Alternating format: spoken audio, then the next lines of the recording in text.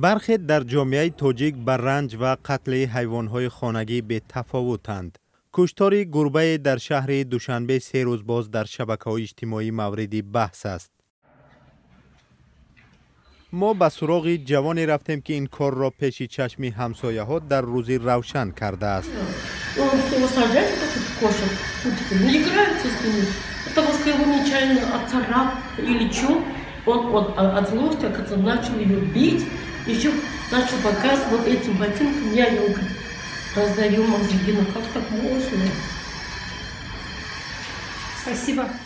همسایه‌ها باز نقل می‌کنند فروخی 18 ساله چشمان حیوانی بیچاره را کافته است.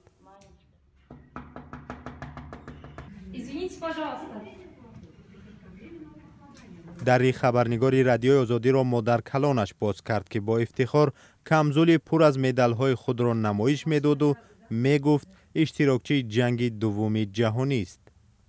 این زنی 91 ساله نقل می‌کند کدام مدال را کدام وقت و برای چی گرفته است. Интернет, в социальных сетях обсуждают вашего внука, то, что вот он убил кошку, и его привлекли к Когда мне сказали, что он убил кошку, я сначала не поверила. Почему? Во-первых, он целую палку колбасы скормил кошку. Бабушка, я понесу кошки кормить. И он назвал ее Маруся, кошку. И вот он подходит и кричит: Маруся, Маруся, она бежит к нему за колбасой. И вдруг говорят, что он убил.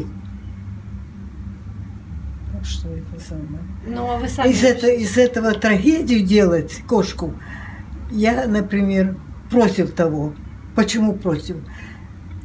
Мы росли в небольшом городе. У нас тоже была кошка. И когда кошка родила котят много, мы топили, оставляли 2 котят. Это самое. И вдруг такую трагедию делает с этой кошкой. Я поражалась.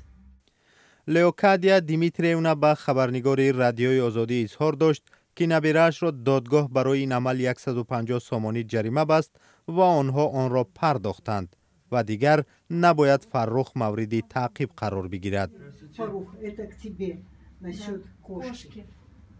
آوانه که ما با این زن صحبت میکردیم یک جوان در راهرو پیدا شد و این فرخ بود.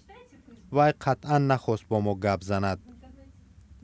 مادر کلانش گفت که نبیره‌اش به پدر کلان می شود و در خوردیش افتیده سرش ضرب خورده شاید روانش آسیب دیده است.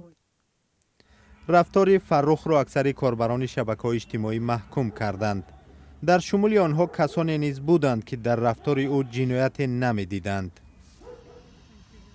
عادتاً در اینجا مردم این محله که کشنده گربه آنجا زندگی دارد به حیوان‌های بی‌صاحب نان می‌گذارند.